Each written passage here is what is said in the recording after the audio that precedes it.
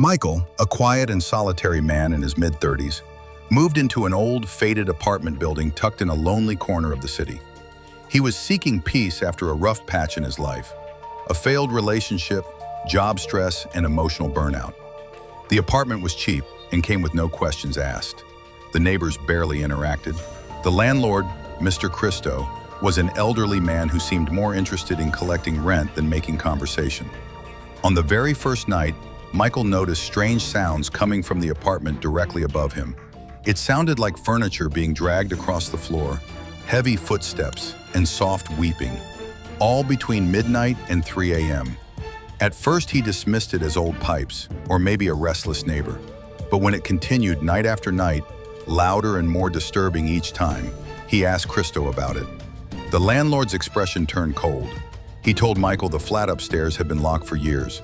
No one lived there. The last tenant, a woman named Annie, had been murdered under mysterious circumstances. Since then, the flat was sealed. That night, the noises returned, even louder. Michael couldn't sleep. Driven by unease and curiosity, he installed a small hidden camera in the hallway, angled to capture the entrance to the upstairs flat. The next morning, he checked the footage. At exactly 2:14 a.m., the camera showed the door creak open slowly, though no key was used. A thin figure in a hooded jacket stepped out silently and walked down the hallway. The person paused at Michael's door for a moment, just standing, breathing, then turned around and vanished back into the flat above. Shaken, Michael showed the footage to Christo, but the landlord refused to believe it. He insisted the lock had not been touched, that no one could have entered. Frustrated, Michael decided to do some research.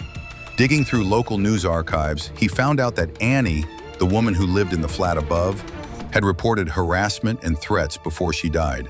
Her complaints were ignored. The investigation had led nowhere. Rumors claimed it was someone from inside the building, but nothing was proven. The police stopped digging. Annie was forgotten. Then came the twist. One night, Michael returned home late and found his apartment door slightly open. Inside, everything seemed untouched, but on his table was a single photo, a grainy image of Annie with two men standing beside her. One of them was Christo. The other was unmistakably Michael, but much younger. Confused and disturbed, Michael stared at the photo. He had no memory of the woman or ever being in that photo. But the date on the back was from 15 years ago, during a time in his life that was a blur due to a mental breakdown and heavy drinking. He began to fear the unthinkable. Was he involved in something he couldn't remember? That night, the sounds from above returned, more intense than ever. There was pounding, screams, and crashing.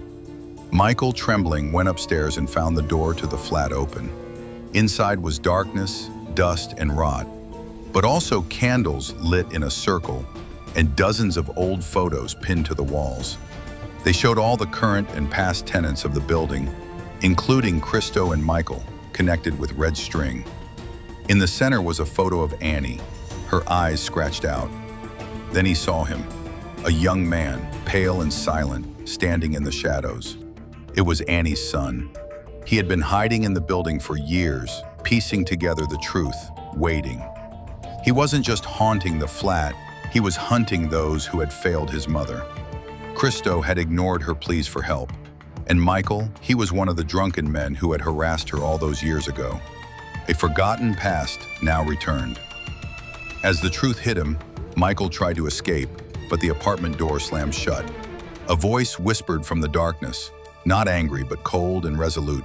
Justice, long delayed, had finally arrived. The camera Michael installed flickered to life once more, recording its final footage. The next morning, the landlord would find the flat above still sealed. Michael's apartment, however, was empty, just a photo left behind of a woman long dead and the words written in ash on the wall. "I remember everything now."